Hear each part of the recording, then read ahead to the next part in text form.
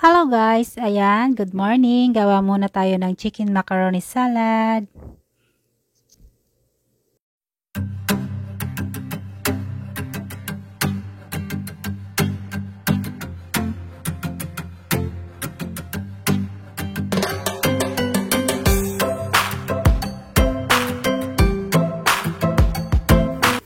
Ito guys, magluluto tayo ng macaroni.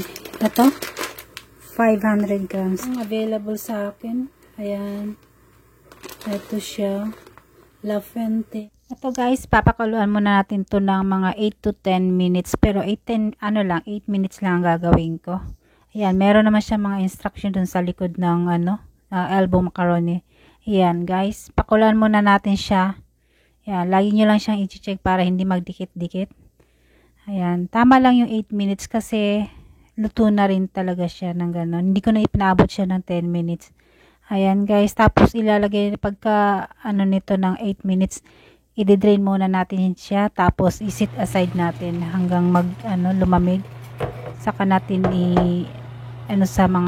i-ready yung mga sangkap.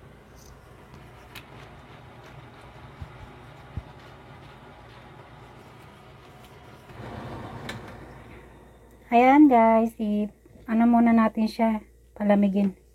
Hayaan muna natin siyang lumamig, saka natin i-mix yung mga sangkap. Ayan guys, 8 minutes lang to guys niluto ko.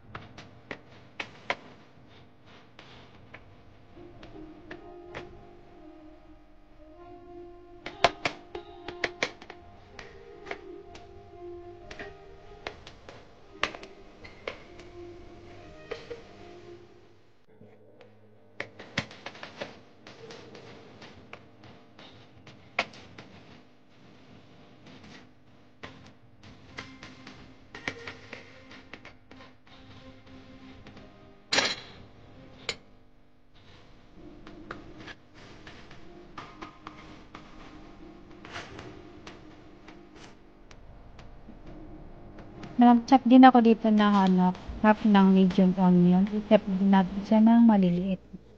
Ayan guys, tapusin na natin tong para maihalo na natin yung chicken macaroni salad. Mag-ingat lang sa paggayat ulit.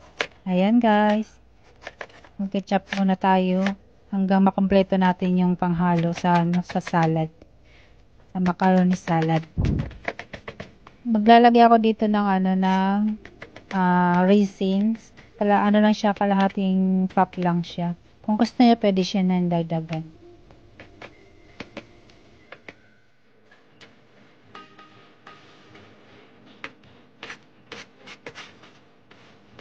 Mayroon din tayo ditong tatlong eggs, hard-boiled egg. Yan, i-chop din natin siya. Tapos ilagay din natin dun sa para panlasa lang guys. Tatlo lang yung nilalagay ko dito. Ayan guys, i-chop natin siya para pandagdag din sa macaroni salad. Ayan. Hindi ko naman to ayan lang. Ilang lang. Ito lang yung mga natin, mga sangkap. Tapos nagpakulo ako dito ng chicken, yung boneless chicken, yung sa yung kasing. Ayan. Pwede nyo siyang gamitan ng yung shared me yung ito. Pero ito ginamitan ko, kinap ko siya ng pa-cubes o kaya slice, pwede rin. Ayan. Pinakulang ko muna, niluto ko sa kunting asin. Ayan guys. Tapos itong pineapple ko, hindi ako nakabili ng yung cubes na nakalagay na talaga. Ang nabili ko itong slice. So, ko muna. Drain ko muna yung yung water niya doon. Tapos i-slice natin siya ng maliliit. Okay na rin, parehas lang naman. Yan, naglagay ako dito ng dalawang can. Yung malit lang siya guys. Yung inano ko, nilagay ko. Para hindi masyadong maasim naman. Tamang-tama lang kung sa 500 grams na elbow macaroni. Ayan guys. Para at least yung macaroni natin hindi masyadong matamis. Saka guys, yung cheese ko nakalimutan ko bumili ng para sa macaroni salad. So, ang ginawa ko, yung nandito sa bahay, itong sliced cheese, yan na lang, pinatong-patong ko na lang. Tapos, ikakat din natin siya ng pa-cubes. Pwede na rin to guys. Saka ilagay nyo to pag last na para hindi, madurog. Ito, okay na rin siya, i-flat nyo lang. Para dumikit siya, mag-tight yung pagkadikit. Saka nyo is-slice. Ganito lang ako guys, pag walang nabili ng ibang cheese na pwede namang gamitin to. Cheddar cheese. Kung lang itong nilagay ko dito, mga 8. Ito guys, ikakat natin siya ng pa-cubes. Ayan. Madali lang naman itong gawin. I-slice niya lang, tapos ikat ng pa-cubes. Okay na rin siya. Ayan.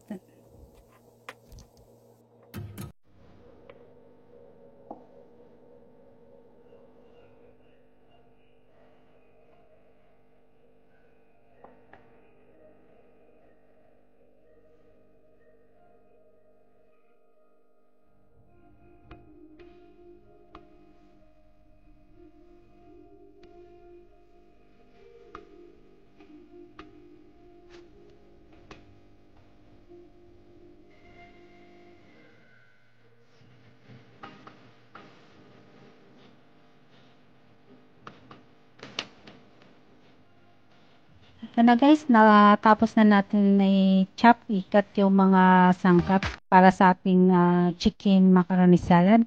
So, umpisa na natin mag-mix. Ito, meron tayo ditong mayonnaise, meron ditong black pepper, salt. Ayan guys, may carrots, may pineapple, may cheese, meron tayong egg, chicken, boneless chicken. Ayan, chinap din natin, meron tayong onion.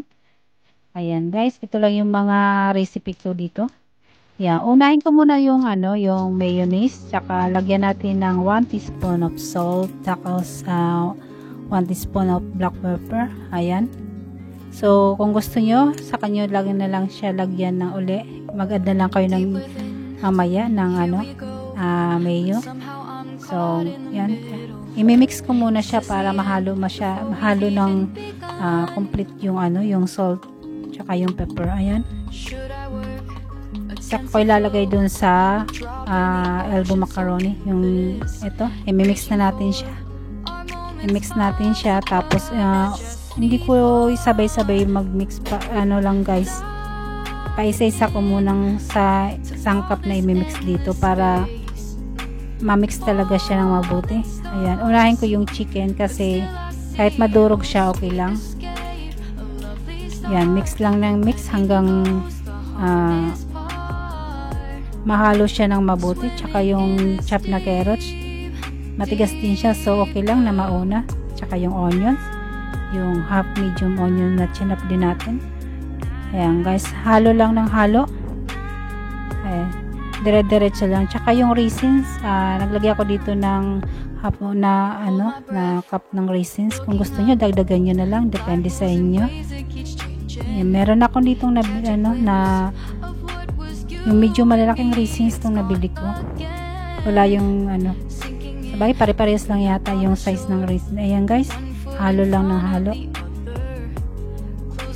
Kunti lang ang nilagay ko, hindi ko nilahat yung tapos nag-add ulit ako ng mayonnaise. Pag kulang, mag-add na lang kayo. Tsansa na lang. Basta alam yung tama na yung lasa niya. Hindi na rin ako dito naglagay ng ibang yung pickle na iba na pang halo. Ito lang yung sangkap ko guys, mga lang to, ilang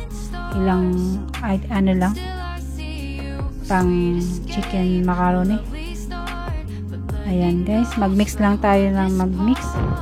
Ihuli ko yung yung cheese kasi para hindi siya madurog. Ayan, isunod natin dito yung pineapple na in-slice natin kanina, yung kinat natin. Ayan guys. Ayan. Halo lang siya ng halo. Ayan. Sunod-sunod lang to guys kung paano ako mag-ano. Depende na rin sa inyo kung ano. Ito lang yung ginagawa ko, yung paano ako mag-mix ng chicken macaroni salad. Ganito lang ako guys magawa. Ayan. Sunod na natin yung egg na kinat din natin kanina. Pag kulang yung mayonnaise nyo, pag ano, mag-add na lang kayo. Ayan guys. Yan. Last na yung cheese na yung lagyan natin para hindi siya madurog at hindi magdikit-dikit. Kasi hindi siya yung cubes talaga na nabili kong ano. Ito yung kanina, yung sliced cheese ang ginamit natin na pinatong-patong lang natin para ano, dumikit siya. Okay na rin naman ang lasa nito guys kasi cheddar cheese naman tong ginamit natin. Kaya hindi ko masyado nilagyan ng salt yung ano po kasi medyo may alat na rin siya ng konti. Ayan guys, tapos na tayo maggawa ng chicken macaroni salad. Ayan, ready to serve na to guys. Ayan, siguradong magugustuhan niyo nito kasi simple lang ang recipe niya guys. Pinoy style. Maraming salamat!